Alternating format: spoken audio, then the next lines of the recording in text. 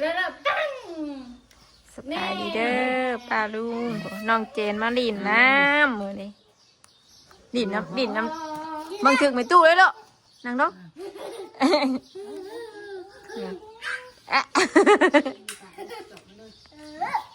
นี่นะบ้ากับปูน้อยไปดิ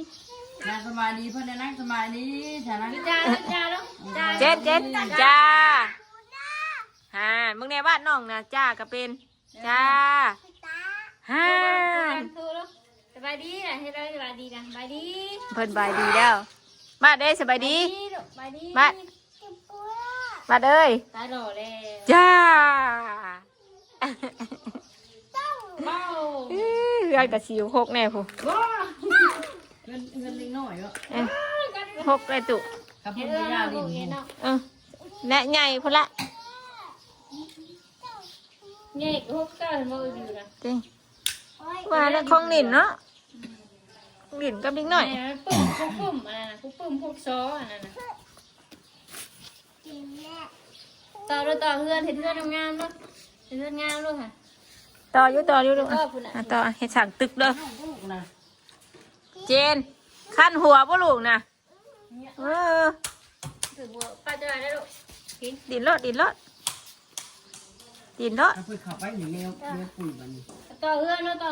บ้านเลยเสือมันหน่อยกว่าคนนะเสือเรียนน้ำกันลูกเรียนน้ำกันยายพิงบดินให้น้องเห็ดลูกให้เสียดนะนี่ลูกหลานให้เสียดนั่นเอ้ยดินน้ำกันน่ะของใครกันลูกหามึงเนี่ยน้องเจนยังเอาให้อยู่น่ะตอนเข้าไปอย่างน้องนี่หน่อยเนาะเห็ดตึกงามๆลูกปันกันดินลูกเห็ดเห็ดตึกลายลังอยู่น้าเจนมักส้มบ่เจนนะ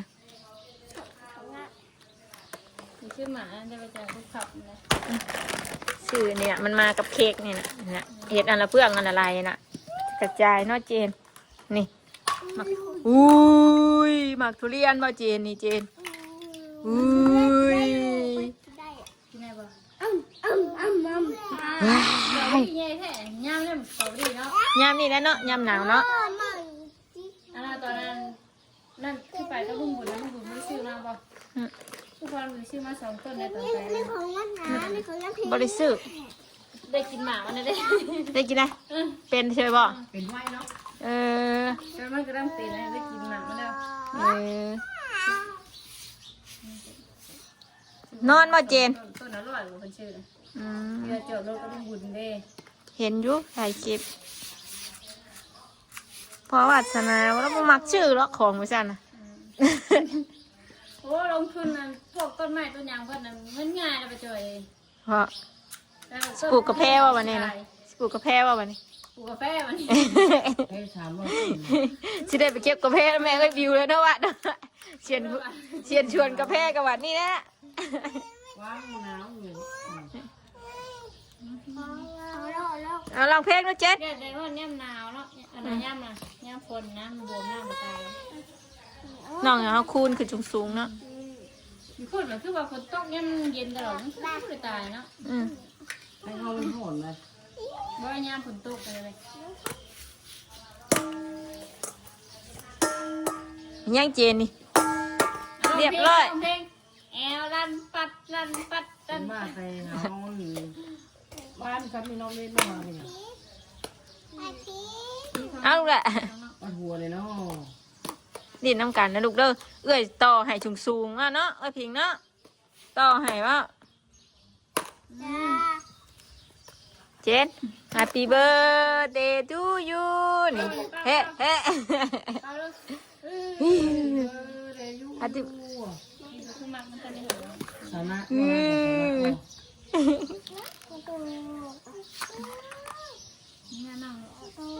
เอื้อยต่อให้เอื้อยพิงต่อให้ไว้บิวระบายสีงามเนอะไอ้บิวบ่มาเมื่อนี้เรื่องระบายสีให้เรื่องตีมันบ่มาดีน้ำกันลูกเจ็ดฮัลโหลเจ็ดฮัลโหลฮัลโห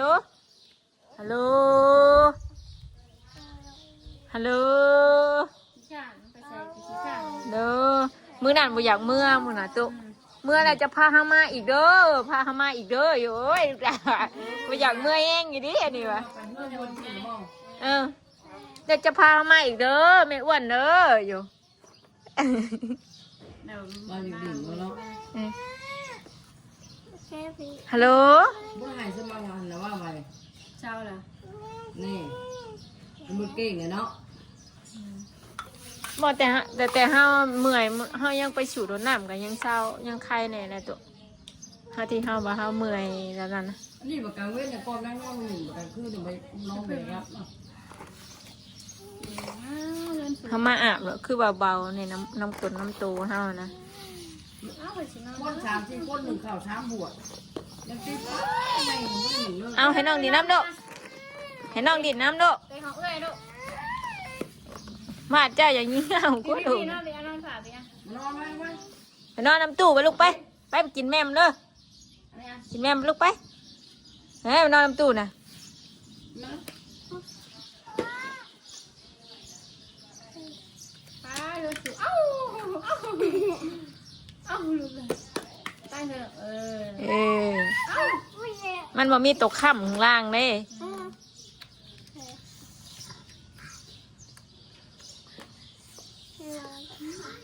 ไปผิงห้องเรียนตัวมีของดินหลายเนาะบ่โรงเรียนตัวนี่นะ นู่นนั่นดูค่ะน้องไปวิวหัวตัว มันบอกมาแจ้งมันบอกมาชัดมันบอกทำของไอ้บอกพิงมันว่าพิงว่าย่างนี่ทำของย่างนี่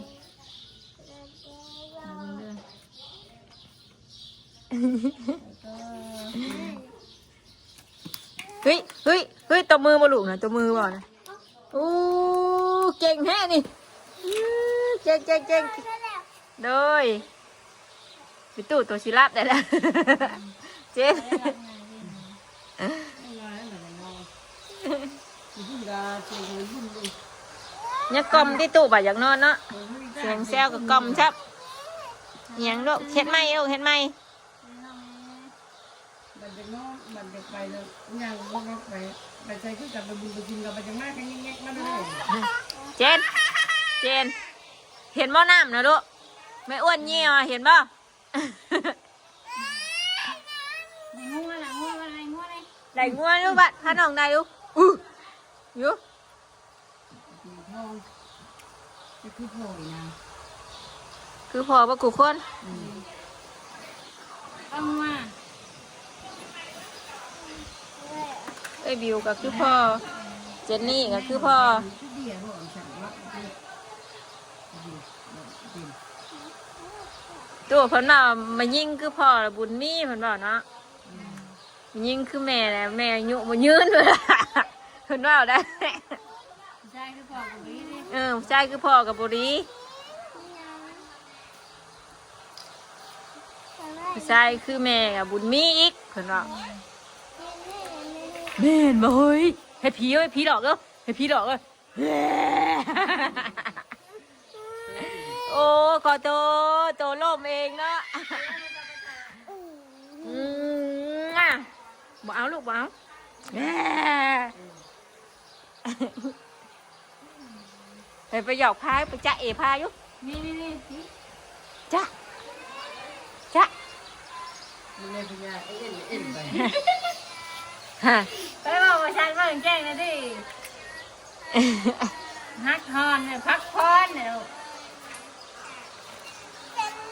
เอาลูกหลานอย่าเห็ดน้องกูนะ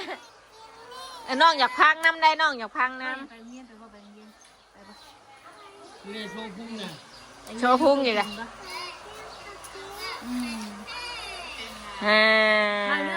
เจงหาดเอิดน้องตบมือหาละพูพูด โอ้ยนางเลยโชว์พุ่งอยู่น่ะ ให้บอกไปแจ้ง ว้าติด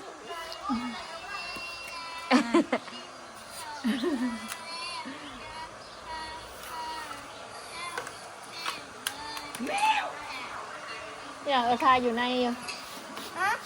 เอาทาอยู่ในอยู่ อ่อนสาวคู่ซ้อนจีเด้อ เอากุ้งอ่อน ก่อนแจ้งเลยว่าลูกไม่ใช่ว่าห้องว่าห้องนั้นว่าห้องไอ้ใช่ไหม ไม่เห็นตัวมาเลยพ่อตัววันโอ้ยนักลูกบานเลย ใช่ พ่อ เจ็ดเห็นบ่เจ็ดงัวน่ะเจ็ดผู้งัวผู้ โอ้เย็นหอยเด้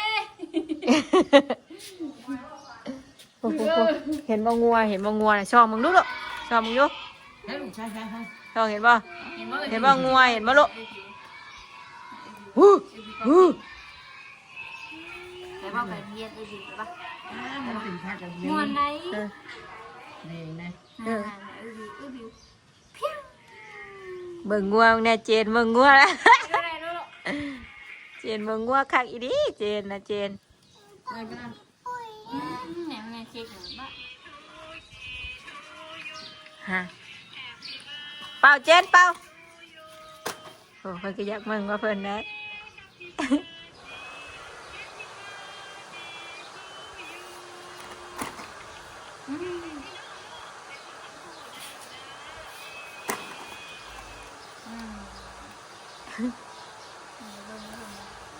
มันโทรศัพท์มาเนี่ยแม่ตาหล่อแล้วเอาไว้เลยตาหล่อแล้วมีงวง อุ้ยยูนเฮงแท้ลูกด่านะ นี่เพลินๆเนื้อ ทำเลย แล้วก็เลย หนึ่งนี่ลมบ่เอามาได้กินละ ช่องมึงลูกด่าช่องมึง อะไรให้เป็นไรงัวไปอะไรงัวก็ต้องจีบไป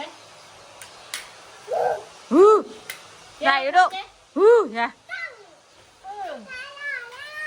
คนเมื่อเลยนะงัวหนาเมื่อเลย ว่าหน้าเมื่อละค่ะ งัวไม่เตะบ่ มองว่าเราผูกอยู่ให้หน้าผูก ตรงนี้บ่ จู่มาแต่หน้านะมันรักไปหน้าอีกเลย แล้วก็ไปแล้วมึง นี่เนี่ยมีวันนะว่า ลุงหนวดบ่เราขี่รถจักรไปเราอยู่บ้านเขาสอันนี้เลยชาวยังอยู่บ้านอยู่พารานพี่นะเนี่ยอยู่พารานจักห้ามบ่ได้มึงเลยบ่ได้น่ะชาวยังสะพอนสะพันบ่ จะพ่อนจะพัน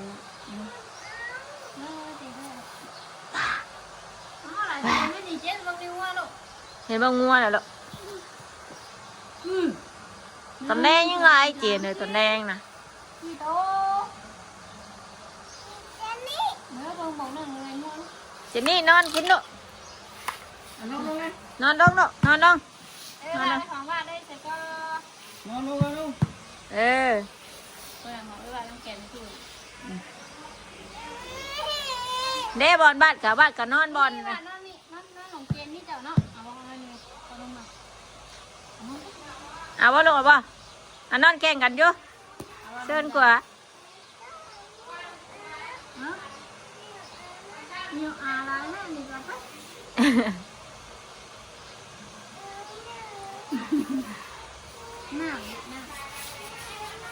น้ำชาโคมไหลมาเงินบ้าเงินบ้าบอกมันห้องไป เห็ดท่อลงเด้อดิ พอเลยหนูไหมแม่สไปเดอร์แมนนอนตายโครอยู่นะว่านาสไปเดอร์แมนไอ้ติด เปื้อนนะลูกละมันเปื้อนบางถึงตู้ไว้ด้วยฮะอันไหนเอาตัวถิ่มลงตารางลงไปเก็บเอาไปเก็บเอาเด้อเก็บเอาเด้อแม่แนมอยู่ อาชามึงเลิกว่าไปแล้วว่า แนมมึงอยู่นอนลงลูกละเจ็ดไปไว้ลูกชึงน้อยน้องไปน้ำนะฮะมาพี่เจ็ดเบิ่งเด้อไปเด้อลงไปสิดินขี้ตมนี่เนาะลงไปไปแม่แนมอยู่ไว้แม่แนมมึงเด้อแม่แนมมึงอยู่เด้อนี่เด้อเดี๋ยวลูก เอายัง ถิ่มปืนน้องรางเด้เอาแม่แนมอยู่เอามาเอาไว้เอาแม่แนมอยู่เอามาไว้นี่ไว้มันแนะนำอาจจะถือกันนี่ไว้ โอ้ย